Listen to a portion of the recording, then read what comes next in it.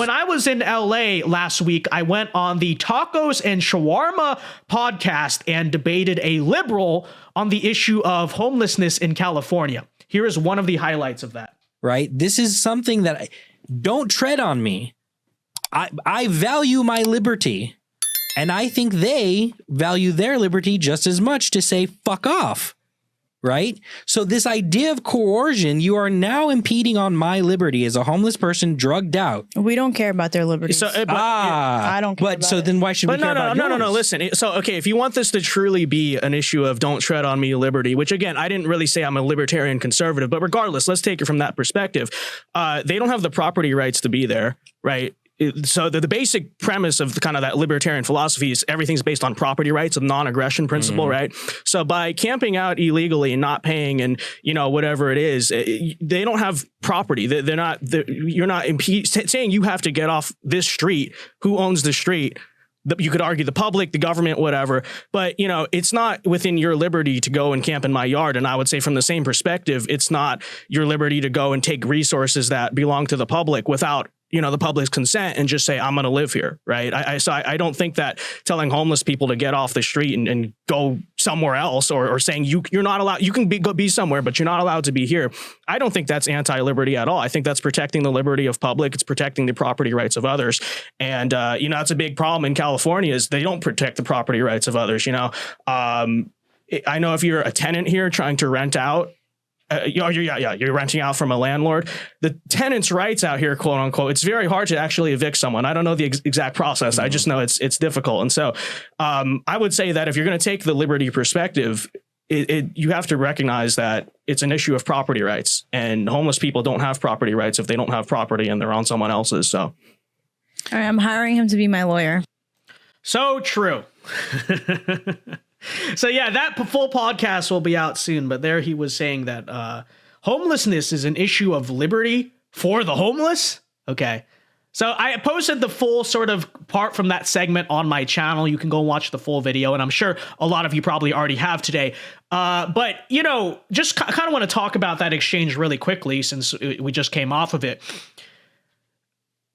This guy right here, he keeps on trying to corner me. If you watch this entire debate, on basically saying that my approach to the homeless issue is not conservative. That's what he keeps trying to say, okay? So keep in mind, he is a liberal. So, he doesn't really even understand what I believe anyway. But he asked me, how would I fix the homeless situation in California? And then I tell him, I say, there's no perfect solution, but if I were the governor, I would say off the streets and out of the city, right? Especially California has a big desert. So I would say, especially for the druggies, we're going to reopen the asylums, right? We're going to build a big institution for them all the way out in the desert. We'll put them all on a bus. Heck, I'll pay for the bus. I don't care if taxpayers pay for the bus. At least, use it for something once and not slavery reparations, right? We'll put them on the bus, send them out there. Hopefully we can rehab them, but if not, at least they're not on the streets, right? At least they're not defecating all over the place, leaving their needles everywhere and stabbing people. Because in my view too, I think it's a regional pride thing, it's a state pride thing, it's a national pride thing.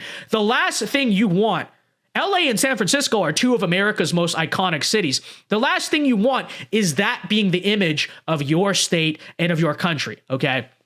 So that's what I said. I said, how I would fix the homeless situation in California. All right, we're going to build a big drug asylum, mental asylum. We're going to reopen the institutions, put it out in the Mojave Desert, endless space. You want to build a stupid freaking wind turbine out there that's like thousands of miles long. Okay, then let's build a big mental institution or a few different ones, and let's send all the homeless people out there, okay? And then if you watch the exchange, the liberal guy on the panel tries to say, oh, well, but building all that and sending them out there would be expensive, right? That costs money. So he says, how do you reconcile that with the principle of limited government? To which I first said, okay, first of all, I'm not a libertarian. Okay. Yes, I generally prefer for the government to stay out of that stuff, but I don't have any specific principle on it. I don't have any super strict principle that says I never can use government power as a conservative. Again, I'm not a libertarian. Secondly, someone in the comments actually brought this up, and this was pretty insightful, which is that especially if we as conservatives say we want a smaller federal government, which I generally do because the federal government kind of sucks, then it is up for states and localities to fix issues like homelessness. And if that means that state governments get a little bit bigger to solve statewide issues, to be more autonomous from the federal government, I don't think that violates any conservative principles at all. I think that's actually a healthy exercise of federalism. And then thirdly, and most importantly, it's an issue of public safety, right? The homelessness issue in LA is endangering public safety. That's really all there is to it. You hear about the stabbings, you hear about the needles, you hear about the feces, the sanitation issues. I'm not an anarchist. I think it is the government's job to protect the public, especially considering in the 21st century, to a large extent, government has legislated, we have legislated away a lot of the power of our own protection to the government. So the government might as well do its job and actually act on that, right? This freaking fly has been flying around like all afternoon and I can't kill it. And I missed it again. Okay, anyways, on the same topic, different topic, I mean. And then he brings up, as you see here in the final clip, oh, but what about their liberty, right? You say don't tread on me, but on the other hand, how can you defend actually solving the homelessness crisis? And then you see in that clip, I say, A, again, not a libertarian. B, it's about property rights, right? Homeless people, you can't say that cleaning up the homeless off the street is impeding on their property rights because they don't own property. By definition, they're on someone else's property. They're on the public's property, the taxpayer's property, which homeless people aren't really filing W-2s and 1099s and 1040s, I'd have to imagine. So, that's what there is to it. It's not an issue of property rights. If they want autonomy, then find somewhere to live, right? So find property to live in. So anyways, that was that portion of the podcast. It was quite fun. The full podcast will be released soon on, again, the channel's called Tacos and Shawarma. I don't think I have it linked right now. I'll try to link it after this. But yeah, so be sure to check out that podcast in full when it is posted. And one last thing, on a more personal note, a lot of people saw that video. They said they really liked it and stuff. That got me thinking. Okay, chat, listen, public proposal time. You guys, and just people in general, the internet seems to like this whole sit down podcast style of thing where two sides sit down, they debate, you have a little panel dynamic. It's good content, right? And I know you guys like to see me in it. That's like some of my most popular content. The problem is, as I've said before, I don't really have the space in here to do that. But I was talking with my roommate about this today, and we were like, what if we started like one of those types of red pill style, but more political podcast just out in the living room? Okay, I was thinking about this. All right, I want to know what you guys think, because I'm in college, right? I go to the University of Florida. I don't really have liberal friends, if I'm going to be honest, but I bet you, right, if I went on Reddit and Yik Yak and just posted about it, we could probably get some liberals to respond, I'd have to imagine. Maybe some conservatives too. We'd, rotate. And we could start, chat, I don't know what you think of this, maybe on Fridays or something, we could start one of those debate style podcasts, kind of like Tim Pool or Joe Rogan, whatever, out in the living room, right? I think this is a great idea. I don't know what you guys think. I'm thinking about this. I'm thinking very strongly about this. The only one problem, and I will admit this in humility, the only obstacle is money, okay? Because it will be freaking expensive, because you'd have to buy like 2 or 3 more podcast mics, and the equipment for that, it's not cheap. You have to get a whole nother studio light. I'm not going to bore you with all the logistics. It'd be quite expensive. But I also kind of think it'd be a smart investment, right? Because that I could see being a podcast that goes pretty viral, right? Makes the money back. So here's what I'll say. First of all, I want to know what you guys think of that.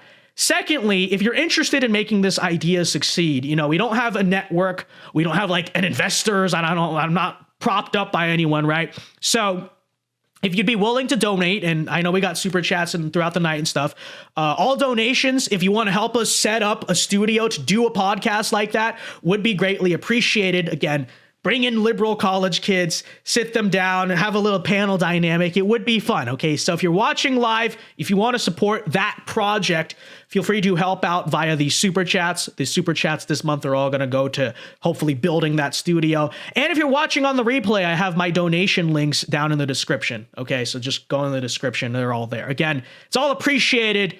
It will go to making this idea happen if you guys like it. And I would say this. I would say if a quarter to half of you watching, not everyone, because everyone obviously not. If a quarter to a half of you watching between this and between the replay donated like $5 to $10, we would have the money to do this. Okay, just to give you the idea of the scale. So again, if you want what you saw in that clip to become a permanent format and us to set up a podcast like that, again, your donations would all be greatly appreciated. God bless you in advance. Just want to let you know it's something we are thinking about.